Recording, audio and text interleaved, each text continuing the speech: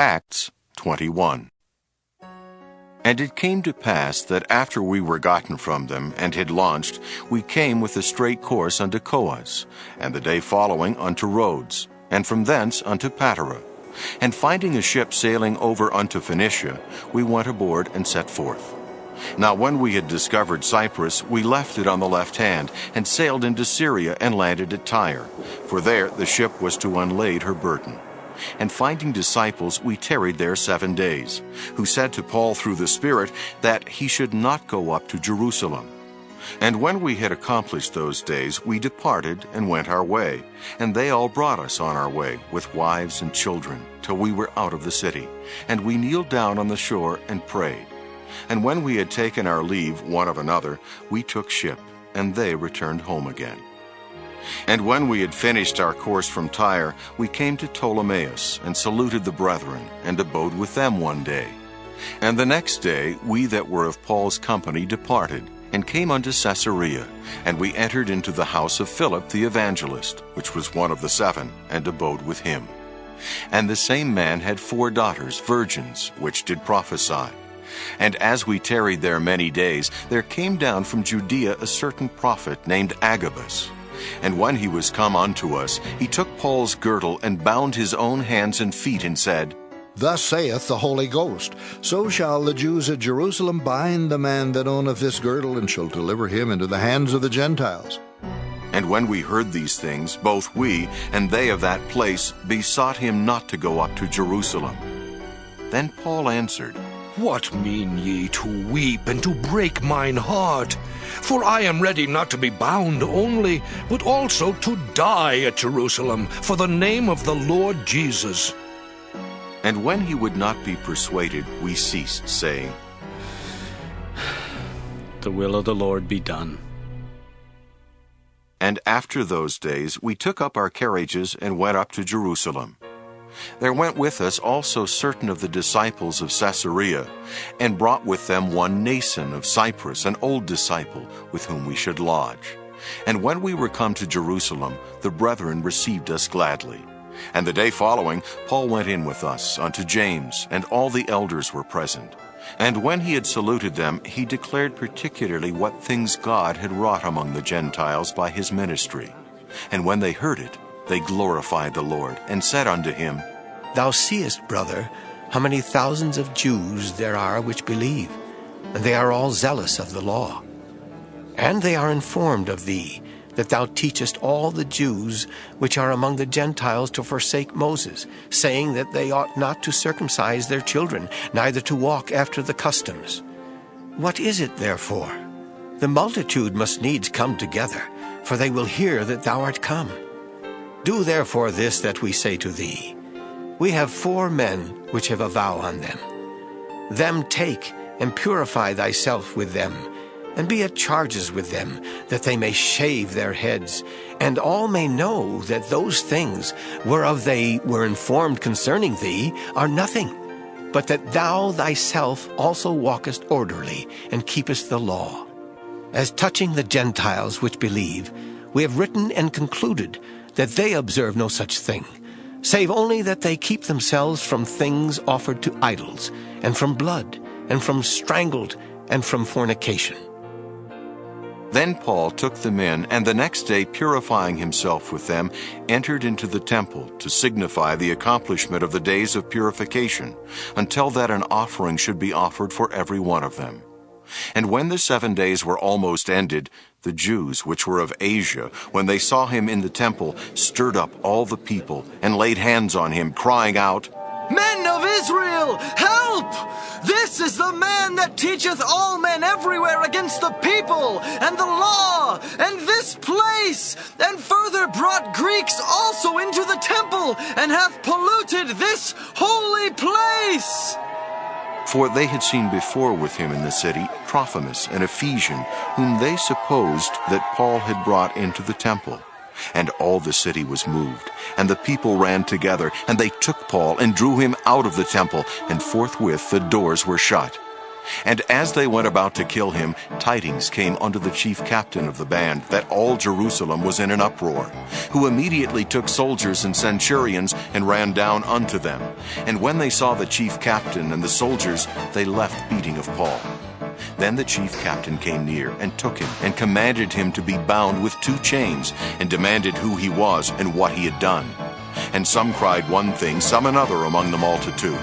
And when he could not know the certainty for the tumult, he commanded him to be carried into the castle. And when he came upon the stairs, so it was that he was borne of the soldiers for the violence of the people. For the multitude of the people followed after, crying, Away with him! And as Paul was to be led into the castle, he said unto the chief captain, May I speak unto thee? who said, Canst thou speak Greek? Art not thou that Egyptian which before these days madest an uproar, and leddest out into the wilderness 4,000 men that were murderers? But Paul said, I am a man which am a Jew of Tarsus, a city in Cilicia, a citizen of no mean city, and I beseech thee, suffer me to speak unto the people. And when he had given him license, Paul stood on the stairs and beckoned with the hand unto the people. And when there was made a great silence, he spake unto them in the Hebrew tongue, saying, Acts 22. Men, brethren, and fathers, hear ye my defense which I make now unto you. And when they heard that he spake in the Hebrew tongue to them, they kept the more silence. And he saith, I am verily a man which am a Jew, born in Tarsus, a city in Cilicia, yet brought up in this city at the feet of Gamaliel, and taught according to the perfect manner of the law of the fathers, and was zealous toward God, as ye all are this day. And I persecuted this way unto the death, binding and delivering into prisons both men and women. As also the high priest doth bear me witness, and all the estate of the elders, from whom also I received letters unto the brethren, and went to Damascus, to bring them which were there bound unto Jerusalem, for to be punished.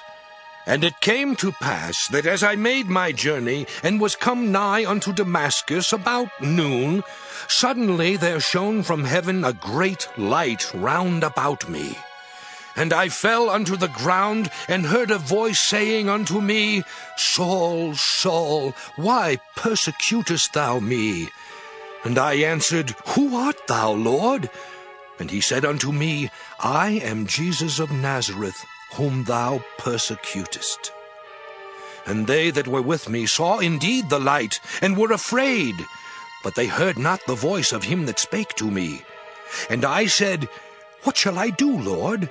And the Lord said unto me, Arise, and go into Damascus, and there it shall be told thee of all things which are appointed for thee to do. And when I could not see for the glory of that light, being led by the hand of them that were with me, I came into Damascus. And one, Ananias, a devout man according to the law, having a good report of all the Jews which dwelt there, came unto me and stood and said unto me, Brother Saul, receive thy sight. And the same hour I looked up upon him. And he said, The God of our fathers hath chosen thee, that thou shouldest know his will, and see that just one, and shouldest hear the voice of his mouth. For thou shalt be his witness unto all men of what thou hast seen and heard. And now why tarriest thou? Arise and be baptized, and wash away thy sins, calling on the name of the Lord.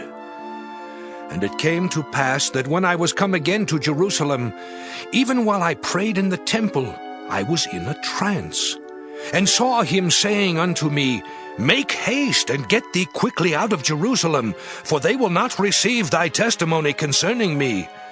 And I said, Lord, they know that I imprisoned and beat in every synagogue them that believed on thee. And when the blood of thy martyr Stephen was shed, I also was standing by, and consenting unto his death, and kept the raiment of them that slew him. And he said unto me, Depart, for I will send thee far hence unto the Gentiles. And they gave him audience unto this word, and then lifted up their voices and said, Away with such a fellow from the earth! For it is not fit that he should live!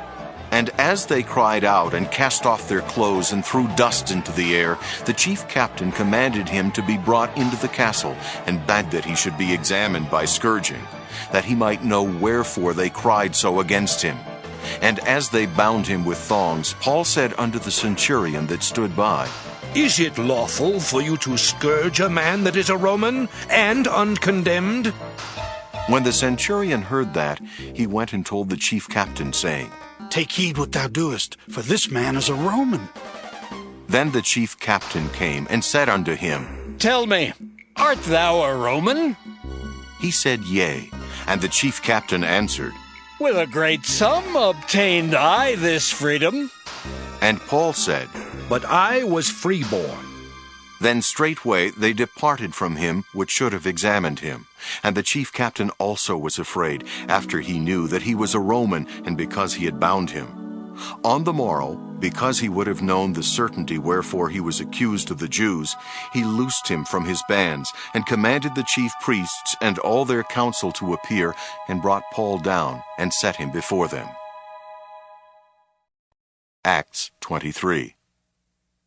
And Paul, earnestly beholding the council, said, Men and brethren, I have lived in all good conscience before God until this day. And the high priest Ananias commanded them that stood by him to smite him on the mouth. Then Paul said unto him, God shall smite thee, thou whited wall. For sittest thou to judge me after the law, and commandest me to be smitten contrary to the law?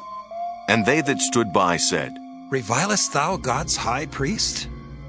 Then said Paul, I wist not, brethren, that he was the high priest. For it is written, Thou shalt not speak evil of the ruler of thy people. But when Paul perceived that one part was Sadducees and the other Pharisees, he cried out in the council, Men and brethren, I am a Pharisee, the son of a Pharisee. Of the hope and resurrection of the dead I am called in question. And when he had so said, there arose a dissension between the Pharisees and the Sadducees, and the multitude was divided. For the Sadducees say that there is no resurrection, neither angel nor spirit, but the Pharisees confess both. And there arose a great cry, and the scribes that were of the Pharisees' part arose, and strove, saying, We find no evil in this man, but if a spirit or an angel hath spoken to him, let us not fight against God.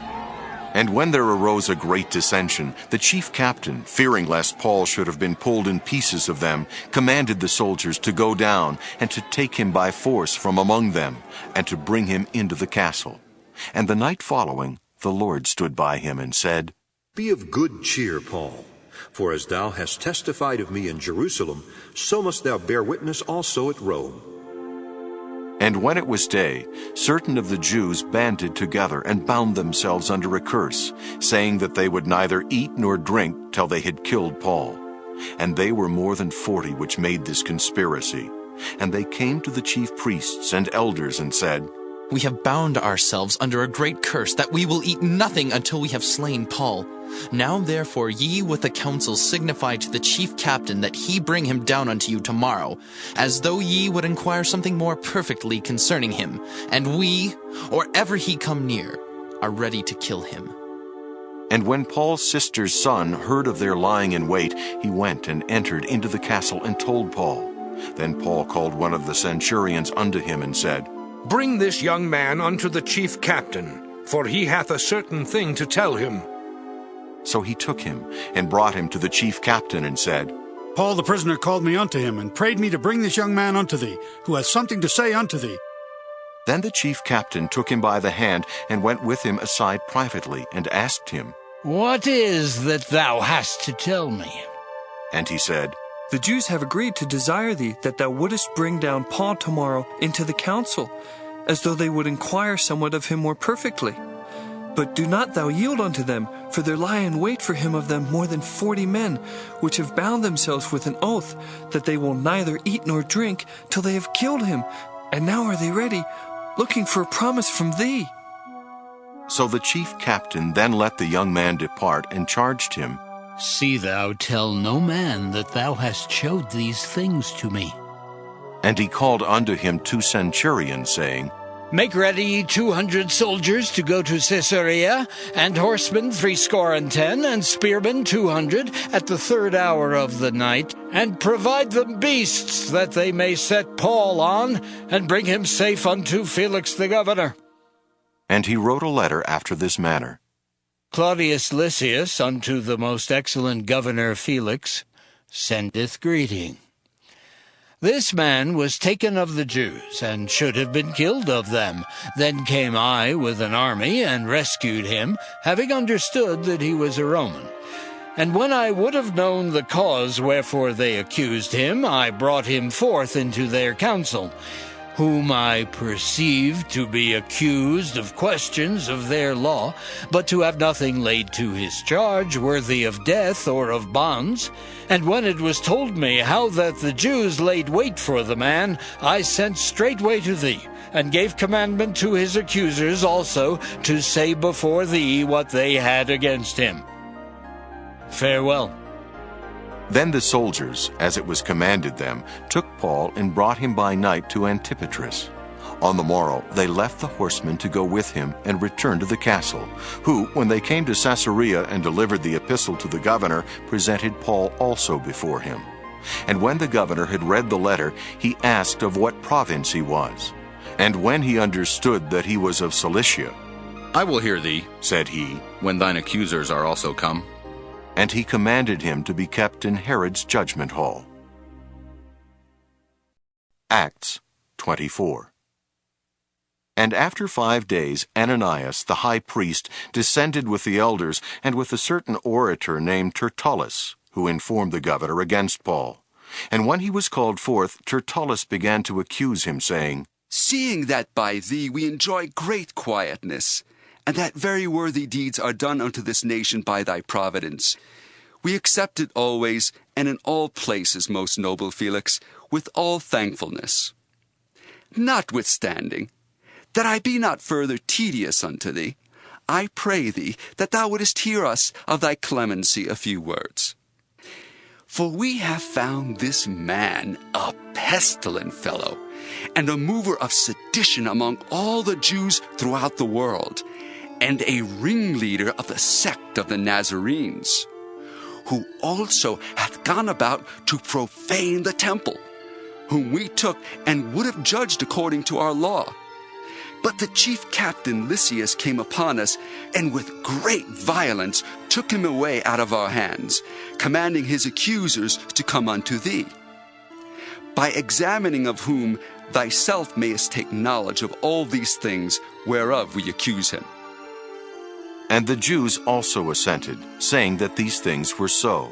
Then Paul, after that the governor had beckoned unto him to speak, answered, Forasmuch as I know that thou hast been of many years a judge unto this nation, I do the more cheerfully answer for myself.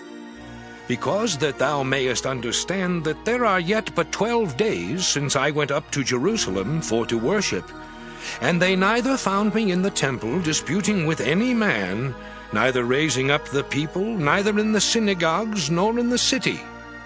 Neither can they prove the things whereof they now accuse me.